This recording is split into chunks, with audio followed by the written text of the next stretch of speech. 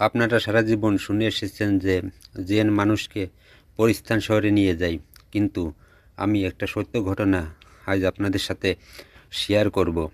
আমি ক্লাস 5-এ পড়ি। এটা একটা সত্য ঘটনা। আমার বন্ধু ছিল মিজানুর রহমান।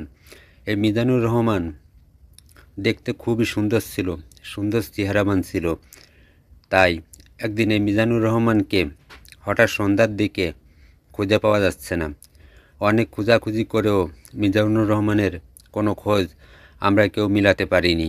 যাই হোক, 3-4 দিন 5 দিন কেটে যায়, মিজানুর রহমানকে আর খুঁজে পাওয়া যায় না। একে একে করে 2 মাস গত হয়ে গেল। সবার ধারণা যে মিজানুর রহমান হয়তো আর বেঁচে নেই। বেঁচে থাকলে অবশ্যই তাকে পাওয়া যেত, কিংবা অন্য কোথাও চলে গেছে, কিংবা কোনো সমস্যা হয়েছে, না হলে তাকে পাওয়া যেত। যাই হোক, 2 মাস গত গত হয়ে গেল। 2 মাস গত হওয়ার পর হঠাৎ করে মিজানুর রহমানের যে বাড়িটার পাশে একটা গাব গাছ ছিল। মিজানুর রহমানকে হঠাৎ করে ভোর রাত্রে সেই গাব গাছে ঝুলন্ত অবস্থায় দেখতে পাই। মিজানুর রহমানের মা দেহে চিৎকার করে চেঁচায় ওঠে যে আমার মিজানুর গাব গাছে ঝুলানো অবস্থায় রয়েছে।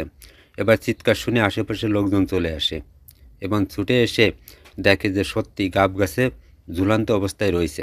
কোনভাবে কাছে যে দৌড়ে ডালের এক পাশে মাথা এক পাশে পা, মাঝামাঝিতে তাকে রেখে দিয়েছে। এরপর তাকে সবাই মিলে গাব গাছ থেকে নামানো হলো। নামানোর পর তারপর 24 ঘন্টার পরে তার জ্ঞান ফিরে আসে। 24 ঘন্টা পর জ্ঞান ফিরে এলে তার কাছে জিজ্ঞেস করা হয়, তুই কোথায় গিয়েছিলি? তখন সে বলে যে আমারে কে কোন জায়গাতে কোথায় নিয়েছিল আমি জানি না, তবে এমন একটা জায়গায় নিয়েছিল, সেখানে আমাকে খেতে দেয় কয়লা।